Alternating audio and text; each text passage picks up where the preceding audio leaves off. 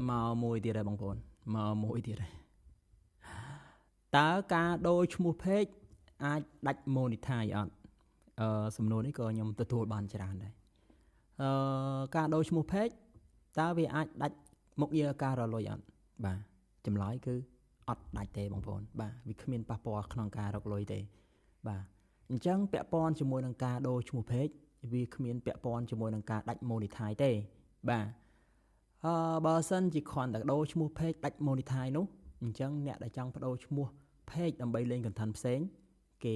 ដាច់គ្រប់គ្នាទៅហើយបាទចម្លើយគឺអត់ដាច់ទេបងប្អូនបើសិនជាគ្រាន់តែដូរឈ្មោះ page ដាច់ monetize នោះអញ្ចឹងម្នាក់គេទៅដូរឈ្មោះ page ទៅអីគេលេង content ឧទាហរណ៍ខ្ញុំនិយាយមួយឲ្យបងប្អូនងាយយល់បច្ចុប្បន្នដូចថាខ្ញុំមាន page ផ្ទាល់ខ្លួនមួយចុះខ្ញុំលេង content ពាក់ព័ន្ធនឹងសត្វបាទខ្ញុំដាក់ឈ្មោះ page ថា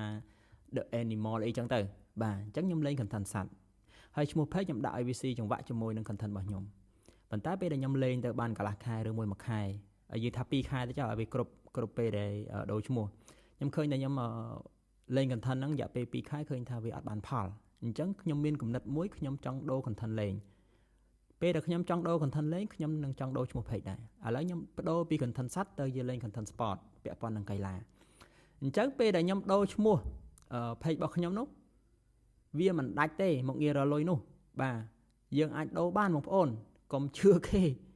បាទដូរបានអត់មានប៉ះពាល់នឹងការដាច់ monetize អីទេគ្រាន់តែថារៀងរាល់ដូរឈ្មោះ page 2ខែទៅយើងដូរបានម្ដងនិយាយងាយយល់គឺ60ថ្ងៃ60ថ្ងៃគឺយើងដូរឈ្មោះ page បានម្ដងហើយចម្លើយគឺការដូរឈ្មោះ page មិនដាច់មកងាររកលុយទេបាទវីដេអូហ្នឹងមានប៉ុណ្ណឹង follow page ដើម្បីទទួលបានវីដេអូថ្មីៗបន្តទៀត